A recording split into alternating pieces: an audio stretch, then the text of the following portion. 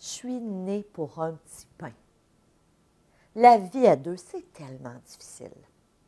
Mais voyons, l'argent, ça ne pousse pas des arbres. Quelles sont vos croyances? Aujourd'hui, dans la chronique d'aujourd'hui, on va parler de vos croyances.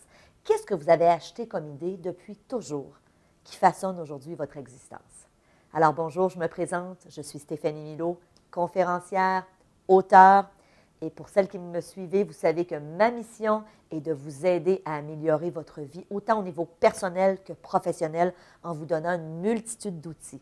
Et oui, aujourd'hui, on va parler des croyances. C'est quoi une croyance? Bien, effectivement, une croyance, c'est quelque chose, c'est une idée qu'on a sur quelque chose.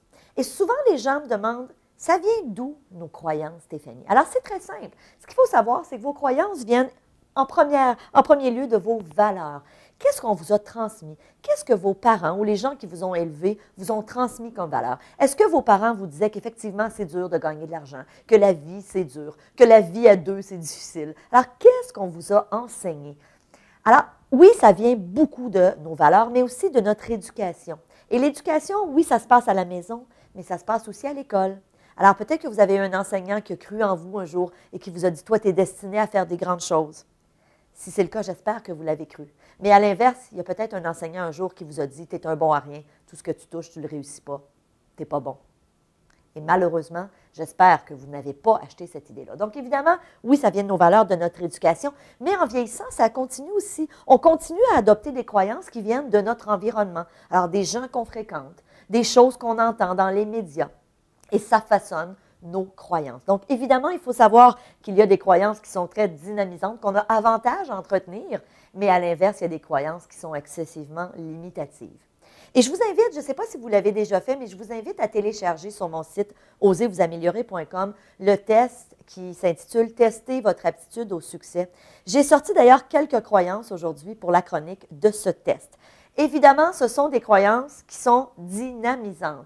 Et je vous en parle pour savoir, est-ce que vous avez acheté ces idées-là? Donc, d'une part, première croyance, j'ai excessivement confiance en moi et en mes capacités. Est-ce que c'est une croyance que vous avez par rapport à vous, par rapport à vos compétences? Une autre croyance, j'ai toujours su que j'étais destinée à avoir du succès. Imaginez la personne qui a cette croyance-là, qui a acheté cette idée-là. Wow! J'ai la croyance que peu importe ce qui m'arrive, je pourrai toujours m'en sortir et trouver une solution. Vous savez, souvent, il y a des gens qui disent, pour chaque problème, il y a une solution. Est-ce que vous croyez ça? J'ai la croyance que je suis née sous une bonne étoile. Peut-être que vous avez déjà entendu dans une chronique que j'ai faite, mais je disais que lorsque j'étais jeune, ma mère me répétait sans cesse, Stéphanie, tu es née sous une bonne étoile. Tu es chanceuse, tout ce que tu touches, tu le réussis. Imaginez, j'ai grandi avec cette idée-là par rapport à mes chances d'avoir du succès dans la vie. C'est extraordinaire. Je crois que chacun fait sa propre chance. Est-ce que c'est ce que vous croyez? Donc, évidemment, il y a des croyances que vous avez avantage à continuer à alimenter si vous les avez. Je vous invite à télécharger le test pour voir aussi, il y a peut-être des domaines où vous pourriez effectivement changer vos croyances. Mais si vous réalisez que vous avez certaines croyances limitatives, et une croyance limitative, ça peut être à n'importe quel niveau. Ça peut être au niveau du travail. Je ne suis pas assez scolarisée. Je ne suis pas parfaitement bilingue. Je n'ai pas assez d'études pour partir en affaires. Je n'ai pas assez d'argent.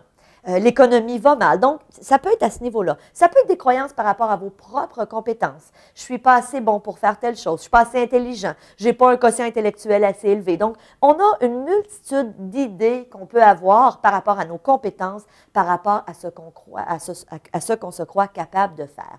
Donc, souvent, la question qui m'a été posée, c'est « Oui, mais Stéphanie, comment est-ce que je peux développer une nouvelle croyance? » Et c'est très simple. Pour développer une nouvelle croyance positive, vous devez aller chercher ce que j'appelle des contre-exemples. C'est quoi un contre-exemple? Et j'ai pris ici des photos volontairement. J'ai choisi Oprah Winfrey, Bill Gates et évidemment Steve Jobs. J'ai envie de vous poser la question, pensez-vous que ces trois personnes-là, qui ont bâti des empires, on s'entend, pensez-vous que ces gens-là ont eu un jour des doutes par rapport à leurs compétences, par rapport à... Et la réalité, ben moi, pour avoir lu la biographie de Bill Gates et de Steve Jobs, et pour connaître assez bien Oprah Winfrey, fort probablement que c'est des gens qui ont eu des doutes à certains moments de leur vie, mais qui ont réussi à faire taire leurs incertitudes. Mais entre vous et moi, prenons Oprah Winfrey, elle avait toutes les raisons du monde d'acheter l'idée qu'elle n'aurait pas pu réussir. C'était une des premières femmes de race noire à faire de la télévision, à vouloir changer les mentalités des gens, mais elle a réussi. Contre toute attente, à cette époque-là, bien évidemment, Oprah a cru en elle. Et évidemment, que dire de Bill Gates et de Steve Jobs? Et j'ai pris ces 3 exemples-là, mais j'aurais pu en prendre plein d'autres. Vous connaissez des gens autour de vous qui ont du succès, qui ont réussi dans ce que vous voulez faire. Donc, quand on parle d'aller se chercher des contre-exemples, allez vous chercher des exemples de ce que j'appelle la preuve du contraire, dans le fond. Alors, par exemple, tu crois que c'est dur de faire de l'argent. Va te chercher des preuves du contraire. Est-ce qu'il y a des gens que tu connais ou que tu ne connais pas, mais qui sont des gens assez connus, qui ont fait de l'argent et qui en font beaucoup. Alors, la réalité, c'est que oui, c'est possible. Et ça, on parle d'argent, mais on pourrait parler de n'importe quel autre sujet. Je pourrais parler du poids. Est-ce qu'il y a des gens qui ont la croyance que c'est difficile de perdre du poids? Mais évidemment, si tu continues à alimenter cette croyance, qu'est-ce qui va arriver? C'est qu'à chaque fois que tu entreprends un régime, par exemple, c'est sûr que c'est difficile parce que tu as cette croyance-là. Maintenant, est-ce que tu ne peux pas aller chercher des exemples de personnes qui ont réussi à perdre du poids? Je ne veux pas dire facilement, mais qui ont réussi à le faire et qui l'ont fait de façon assez sereine. Moi, j'en connais. Vous en connaissez sûrement. Ça existe. Si vous avez la croyance que c'est dur de partir en affaires, connaissez-vous des gens ou est-ce que vous êtes capable d'aller rencontrer des gens qui sont partis en affaires, qui ont réussi? Et ça ne veut pas dire que parce que tu es parti en affaires, tu n'as pas eu d'embûches et de défis, mais ils ont réussi. Donc, ce sont des gens qui peuvent vous fournir des contre-exemples. Si vous avez la croyance que c'est dur d'être en couple, puis c'est donc dur d'être 20, 25, 30 ans avec la même personne au quotidien, puis d'essayer de s'entendre, si c'est votre croyance, allez chercher des contre-exemples. Voyez-vous autour de vous des couples qui sont heureux et qui sont ensemble depuis longtemps? Ça existe. Et je sais qu'il y en a qui vont dire, oui, mais c'est des cas d'exception. Non, ça existe. Alors, pour chaque croyance limitative que vous avez, allez vous chercher la preuve du contraire. J'espère que j'ai su vous inspirer dans cette chronique. Vous savez, c'est toujours mon objectif.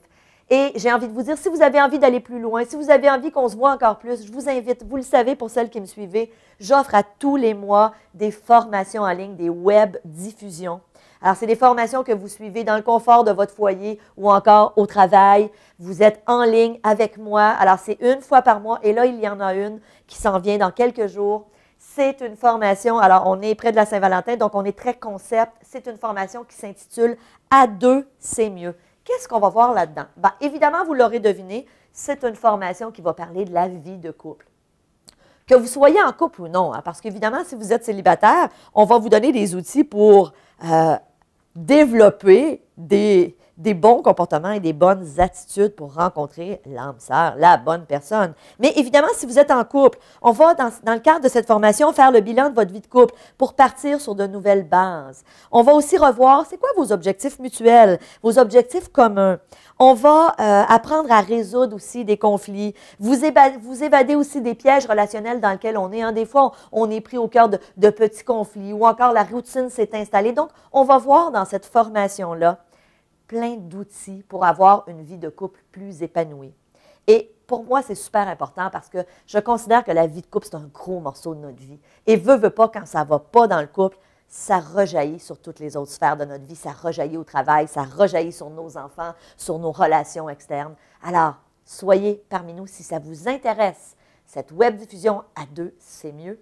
Je vous invite à prendre l'information au bas de la chronique pour vous inscrire à cette formation en ligne. Si vous n'êtes pas disponible le jour de la web diffusion, on vous l'enverra, on vous enverra le lien le lendemain et vous pourrez le visionner quand vous êtes disponible. En attendant, suivez-moi sur les réseaux sociaux, allez mettre des commentaires. Si vous avez aimé cette chronique, partagez-le, s'il vous plaît. Mon objectif, c'est d'influencer le plus de gens possible, c'est d'aider le plus de gens possible. Donc, partagez ce contenu si vous avez trouvé ça intéressant. Et en attendant, je vous souhaite un super beau mercredi et je vous dis à samedi. À très bientôt.